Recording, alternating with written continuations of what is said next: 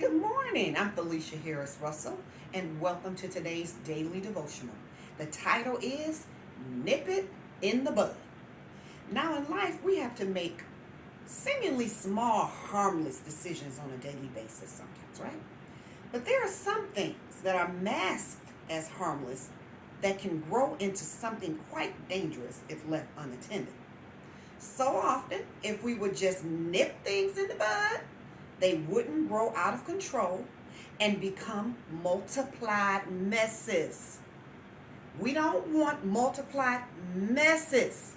We want multiplied blessings. Okay, so let's say that no multiplied messings, multiplied blessings. Amen.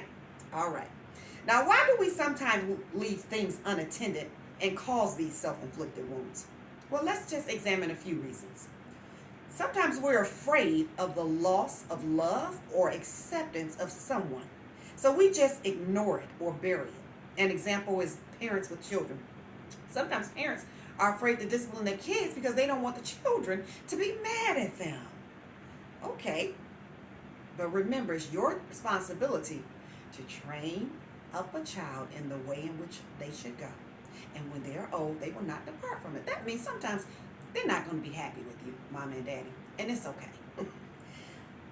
Because what you don't want is them getting kicked out of school or kindergarten or be like a hellion in their teenage years or even worse later on. All right. Another example is because we don't want to rock the boat and get people upset with us. So we just ignore it. So, for example, at work or even at church, maybe we don't want to get kicked out of the social club or we don't want to lose our position. So we just, choose not to deal with it and we remain silent. Or maybe we feel helpless to deal with the situation, so we just bury it instead of asking for God's strength and courage and the help that we need.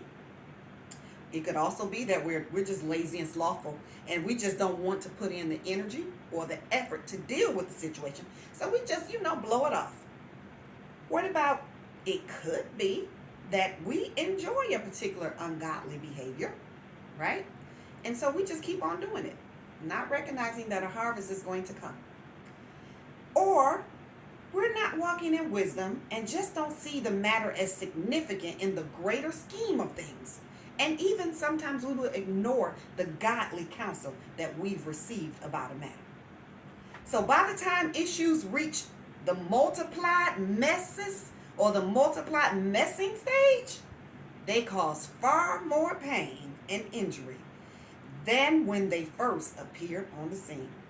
Then in our confused and baffled state, we cry out, how did I get here? And sometimes we're not even confused or baffled. We know exactly how we got there. We can trace the origin of our dilemma to the fact that for years or months, we failed to inject discipline and accountability into the situation. Now listen, God once again wants us to have multiplied blessings, not multiplied messings in our lives.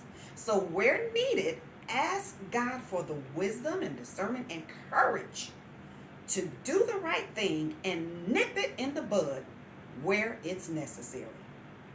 Thank you for joining me. I believe in you. I have faith in you to do what God has called you to do.